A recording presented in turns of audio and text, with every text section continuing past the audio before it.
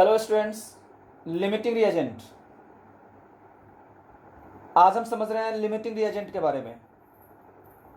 जब भी किसी रिएक्शन में दो रिएक्टेंट्स आपस में रिएक्ट करते हैं तो जो रिएक्टेंट पहले ही कंज्यूम हो जाता है वही लिमिटिंग रिएजेंट होता है। यानी जो रिएक्टेंट पहले कंज्यूम हो गया, पहले ही खर्च हो गया, उसने क्या किया? उसने रिएक्शन को लिमिट कर दिया। सो लिमिटिंग रिएजेंट का डेफिनेशन हम कह सकते हैं the reactant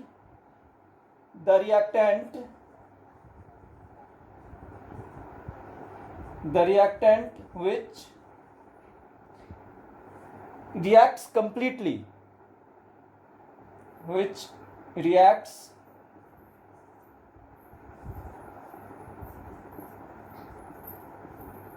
completely and gets consumed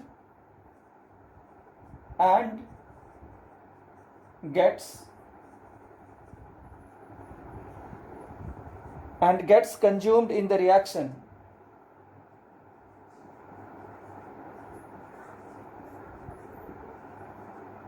is called the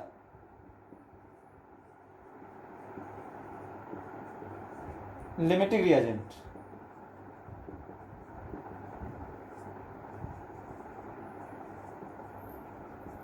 Correct, right? It limits the amount of product formed. यानी जो लिमिटेड रिएजेंट होता है वही कितना प्रोडक्ट फॉर्म होगा वो लिमिटेड रिएजेंट के हिसाब से डिसाइड किया जाता है।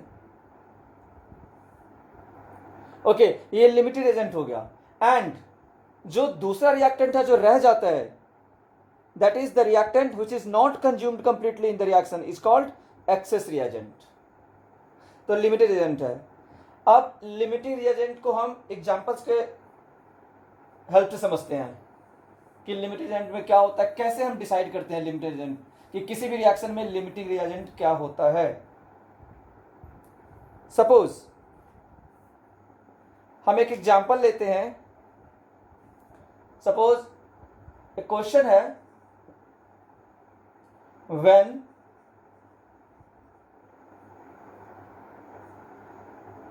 कुछ भी ले लेते हैं, when 20 gram carbon is burnt in air,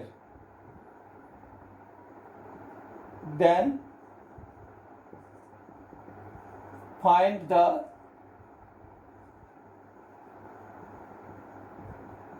amount of carbon dioxide produced. Suppose ये क्वेश्चन है, राइट? इसका सॉल्यूशन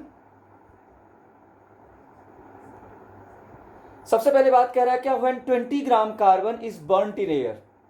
अगर कार्बन को हम एयर में बर्न करते हैं तो एयर में बर्न करने का मतलब होता है ऑक्सीजन के साथ रिएक्शन। तो जो ऑक्सीजन के साथ रिएक्शन होगा वो रिएक्शन हम लिखेंगे कार्बन का। तो रिएक्शन क्या होता है? C+O2 gives CO2। Balanced chemical equation हम लिखेंगे, ये ऑलरेडी बैलेंस्ड है।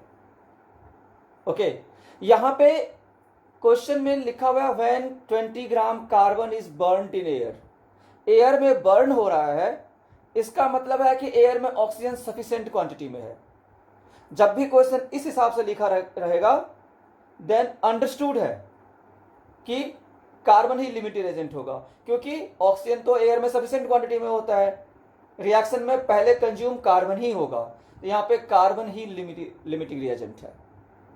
एंड जो प्रोडक्ट फॉर्म्ड होता है वो लिमिटिंग रिएजेंट के हिसाब से डिसाइड किया जाता है। यहां पे कैसे?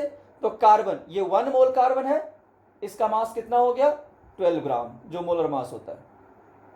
और कार्बन डाइऑक्साइड का 44 ग्राम जब आप कैलकुलेट करेंगे। तो क्वेश्चन कह रहा है क्या कि 20 ग्राम कार्बन को एयर में बर्न करेंगे तो कितना gram carbon amount of CO2 produce होगा। तो सिंपल यूनिटरी मेथड से हम इसको सॉल्व कर लेंगे। सिंस 12 ग्राम कार्बन गिव्स 44 ग्राम CO2, therefore 1 gram carbon gives 44 upon 12 ग्राम CO2। देयरफॉर कितना, जितना हमारे पास अवेलेबल है 20 ग्राम, 20 ग्राम कार्बन गिव्स 44/12 इंटू 20। जब आप इसको कैलकुलेट करेंगे 4 3 जा 4 5 जा, राइट, इक्वल टू हो गया 5 4 जा 20 का 0 कैरी 2, 5 4 जा 20 22/3, दैट इज 3 6 जा 3 7 जा 21, 1 3 3 जा 9, 1 3 3 जा 9, 3 3 जा 9, that is 73.33 gram CO2 produce होगा। तो ये क्वेश्चन का सॉल्यूशन ये हुआ। अब जरा हम दूसरे क्वेश्चन की तरफ चलते हैं। थोड़ा सा क्वेश्चन में हम चेंज लाते हैं। नेक्स्ट क्वेश्चन है when 20 gram carbon reacts with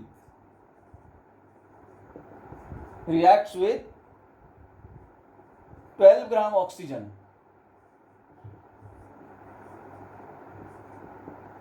find the amount of CO2 produced, correct? Okay अब चलिए इसमें इन्होंने क्या किया क्वेश्चन में, इसमें दोनों का अमाउंट लिमिट कर दिया इन्होंने कि कार्बन 20 ग्राम है और ऑक्सीजन 12 ग्राम है। तो अभी हम नहीं डिसाइड कर सकते कि इसमें से कौन सा लिमिटेड एजेंट है, हमें रिएक्शन के थ्रू ही पता चल पाएगा सॉल्व करके। तो इसको कैसे सॉल्व करेंगे वो देखते हैं। सबसे पहले हम बैलेंस्ड इक्वेशन लिखेंगे, C+O2 गिव्स CO2, करेक्ट। यहां पे हमें पता है ये कितना ग्राम है 12 ग्राम और ये है 16 2 32 ग्राम। तो सबसे पहले तो हम ये देख रहे हैं कि हमारे पास 20 ग्राम अवेलेबल है कार्बन। तो 20 ग्राम कार्बन कितने ग्राम ऑक्सीजन के साथ रिएक्ट कर सकता है, यानी 20 ग्राम कार्बन की कैपेसिटी कितने ग्राम ऑक्सीजन के साथ रिएक्ट करने की है। पहले तो यूनिटरी मेथड से हम ये पता करते हैं। तो since 12 gram carbon reacts with 32 gram O2, therefore कितना ग्राम 1 gram carbon reacts with 32/12 gram O2, therefore हमारे पास कितना कार्बन अवेलेबल है 20 ग्राम। 20 gram carbon reacts with 32/12 into 20, that is 4 3 जा 4 5 जा 5 2 जा 10 का 0 कैरी 1, 5 3 जा 15, 1 16 अपॉन 3 3 5 जा 15, 1 3 3 जा 9, 1, दैट इज 53.33 ग्राम, यानी इतना ग्राम O2 के साथ रिएक्ट कर सकता है जितना हमारे पास अवेलेबल है।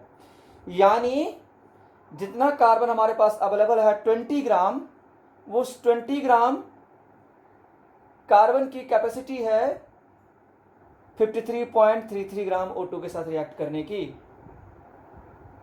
बट हमारे पास कितना ग्राम O2 अवेलेबल है 12 ग्राम।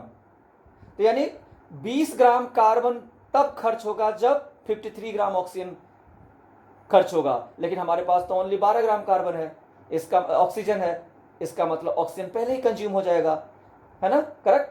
तो लिखेंगे बट, इसके बाद जो हम लिखेंगे रिएक्शन में, इरेज कर रहा हूं मैं यहां से,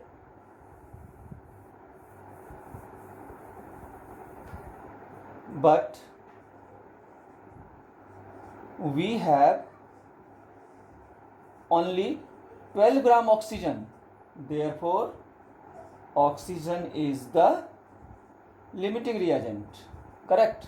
अब जब हमने एक बार लिमिटिंग रिएजेंट डिसाइड कर लिया तो लिमिटिंग रिएजेंट के हिसाब से ही प्रोडक्ट डिसाइड होता है। अब हमें कार्बन से कोई मतलब नहीं है, हम जो लिमिटिंग रिएजेंट है यानी ऑक्सीजन से ही पता करेंगे, और पता है हमें ये कि ये 44 ग्राम है, यानी नाउ अब जो हम लिखेंगे now since 32 gram oxygen gives 44 ग्राम CO2, देन जितना हमारे पास अवेलेबल है वो कितना देगा, सिंस 32 ग्राम O2 गिव्स या प्रोड्यूसेस 44 ग्राम CO2, therefore 1 ग्राम O2 gives 44/32 ग्राम CO2। देयरफॉर कितना हमारे पास है 12 ग्राम। 12 ग्राम O2 gives 44/32 into 12, that is 4 3 जा 4 8 जा 4 2 जा 4 11 जा, यानी हो गया आपका 11 3 जा 33/2, दैट इज कितना होगा 16.5 ग्राम CO2। यही हो गया आंसर। तो ऐसे हम फाइंड करते हैं लिमिटिंग एजेंट। यही है लिमिटिंग एजेंट का ये कॉन्सेप्ट। इसी हिसाब से हम बाकी न्यूमेरिकल्स भी हम सॉल्व कर सकते हैं लिमिटिंग एजेंट का। ठीक है बच्चों, तो आज के लिए बस इतना।